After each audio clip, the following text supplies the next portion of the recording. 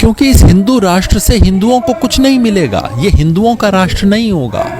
ये सिर्फ हिंदुओं के नाम पे, हिंदू मुसलमान के नाम पे भड़का के इस देश के बड़े बड़े सियासत करने वालों का, बड़े बड़े सरमाएदारों का राज होगा। सिर्फ एक उद्देश्य से, एक इरादा है कि 2024 में अगर देश बचाना है तो बीजेपी को हराना होगा, क्योंकि ये देश पाकिस्तान की नकल नहीं बन सकता। ये जो हिंदू राष्ट्र बनाना चाहते हैं, ये हिंदुस्तान को एक घटिया पाकिस्तान बनाना चाहते हैं। जो देश में 70 साल से पार्लियामेंट में जो कुछ भी हुआ, वह अच्छा हुआ, बुरा हुआ, इतना बुरा कभी नहीं हुआ। चूँकि यहाँ सड़कों पे कहा जाता है धर्म संसद करवा के कि लाखों लोगों को मारेंगे, वो इसलिए बोलता है कि इस सरकार के मंत्री गोली मारो सालों को के नारे लगवाते कि मैं सिर्फ हिंदू राष्ट्र के खिलाफ नहीं हूँ, मैं उन तमाम लोगों के खिलाफ हूँ जो किसी एक कौम का, किसी एक समुदाय का, किसी एक कम्युनिटी का बोलबाला चाहते हैं। भारत जोड़ो अभियान का सिर्फ एक मकसद है, इस वक्त इस देश की जो बुनियाद है उसको खतरा है। इस वक्त हमारे संविधान को खतरा है।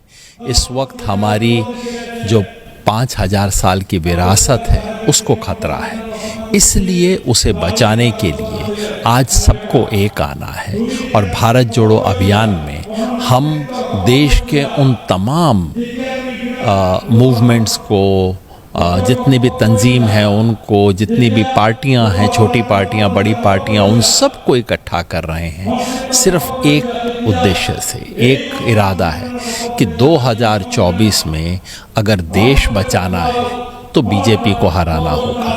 और सिर्फ ये कहना काफ़ी नहीं है कि बीजेपी हराओ, जो बीजेपी को हरा सके उसे जिताना ज़रूरी है। इसलिए जो इंडिया गठबंधन बना है, हम खुले दिल से उसका साथ दे रहे हैं। और असम में जो 12 पार्टियों का गठबंधन बना है उसका भी हम स्वागत करते हैं, खैर मक़दम करते हैं।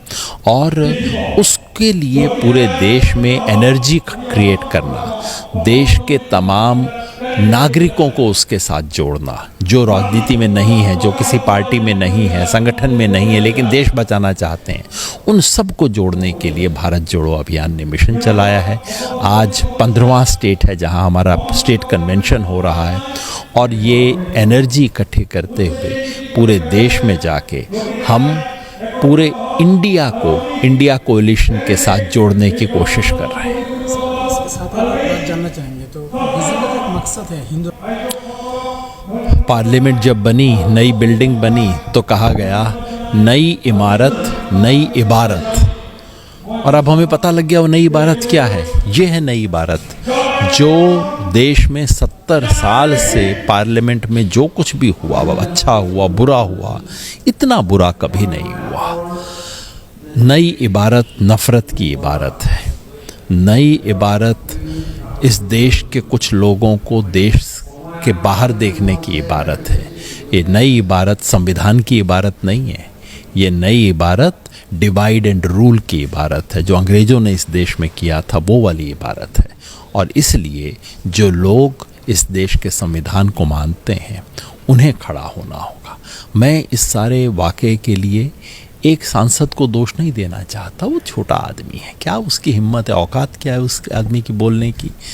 वो इसलिए बोलता है क्योंकि इस देश का प्रधानमंत्री कहता है कि मैं कपड़े से लोगों को पहचानता हूँ। वो इसलिए बोलता है चूँकि यहाँ सड़कों पे कहा जाता है धर्म संसद करवा के कि लाखों लोगों को मारेंगे। वो इसलिए बोलता है कि इस सरकार के मंत्री गोली मारो सालों को के नारे लगवाते हैं। वो इसलिए बोलता है कि इस देश में शब्दों से लिंचिंग करने से पहले सड़कों पे लिंचिंग होती है। इसलिए जब पूरे देश में जहर फैलाया जाता है तब वो जहर संसद के अंदर भी आता है। तो उसका इलाज करना है तो एक आदमी का इलाज करने से कुछ नहीं बनेगा, ये जहर का इलाज करना होगा। और उस जहर की काट, क्योंकि ये जहर राजनीति से आ रहा है, पॉलिटिक्स से आ रहा है, सियासत से आ रहा है, इसलिए इसकी काट यही है कि जनता को इकट्ठा करके सियासत में खड़ा किया जाए। क्योंकि इस हिंदू राष्ट्र से हिंदुओं को कुछ नहीं मिलेगा। ये हिंदुओं का राष्ट्र नहीं होगा। ये सिर्फ हिंदुओं के नाम पे, हिंदू मुसलमान के नाम पे भड़का के इस देश के बड़े बड़े सियासत करने वालों का, बड़े बड़े सरमाएदारों का राज होगा। ये हिंदू मुसलमान का खेल इसलिए खेला जा रहा है, हिंदू राष्ट्र का झांसा इसलिए दिया जा रहा है ताकि लोगों को ये ध्यान ना रहे कि अडानी कितना पैसा बना रहा है, ताकि ये ना ध्यान रहे कि जितना करप्शन हो रहा है, ताकि इस देश में जितनी बेरोजगारी है, जितनी महंगाई है, उससे लोगों का ध्यान बटाया जा सके। सच ये है कि इनके हिंदू राष्ट्र अगर बनेगा, उसमें हिंदू भी, मुसलमान का तो जो होगा वो होगा, उसमें हिंदू भी शिकार होगा, हिंदू इसमें बिल्कुल ख़त्म होगा। ये जो हिंदू राष्ट्र है, ये इस देश को तोड़ने और बांटने की साजिश है। ये वही खेल है जो कि अंग्रेज़ों ने खेला था, डिवाइड एंड रूल।